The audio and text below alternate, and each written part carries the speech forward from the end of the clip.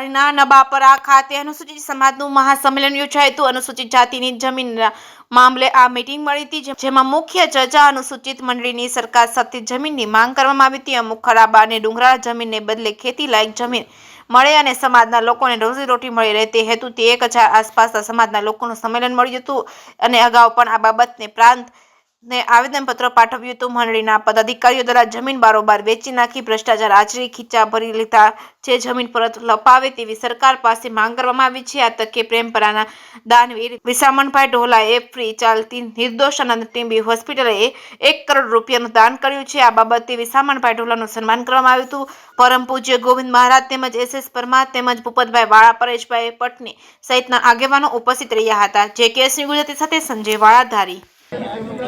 આ મીટિંગ તાલુકાના સમસ્ત દલિત સમાજની એક સરસ મજાનું અહીંયા ગૌતમભાઈની વાડીએ આયોજન કરવામાં આવેલું કે મંડળીઓની જમીન જે રહી એ ખાલસા કરવાનું જ્યારે સરકાર કહી રહી છે, એ જમીન ખાલસા ન થાય અને સમાજ જે છે દલિત સમાજ એવો ગરીબ સમાજ છે, એ ગરીબ સમાજને આ જમીન મળે એ હેતુસભર ધારી તાલુકાના આગેવાન શ્રી શાંતિલાલભાઈ પરમાર સાહેબે 1000 માણસોને અહીંયા રસોડું ઊભું કરી અને જાગૃત આ દલિત સમાજને કરવા માટેનો આ કાર્યક્રમ હતો।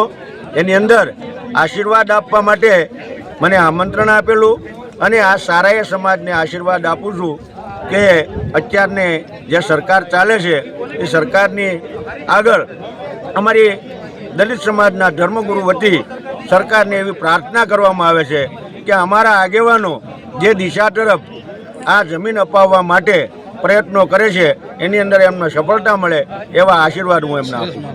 સાહેબ, આજે ધારી તાલુકા અનુસૂચિત જાતિ સમુદાય અહીંયા નબાપરામાં ગૌતમભાઈ દાફડાની વાડીએ એક કાર્યક્રમ રાખેલો, જેમાં તાજેતરમાં ટીમ્બી હોસ્પિટલ ખાતે લગભગ 1 કરોડ રૂપિયા જેટલું મહાત્મા રકમનું દાન આપેલ દાતાશ્રી વિહામણભાઈ ઢોલાનું અદકેરું બહુમાન કરવામાં આવેલું। એ ઉપરાંત ધારી તાલુકા ખેતી સામુદાયિક મંડળીની હજુ કેટલી એવી પડતર જમીનો છે કે જે હજુ અનુસૂચિત જાતિ સમાજને મળેલ નથી, જેથી એ જમીનો મેળવવા માટે તેમજ ઘણી એવી જમીનો છે કે જે વાવવા લાયક નથી।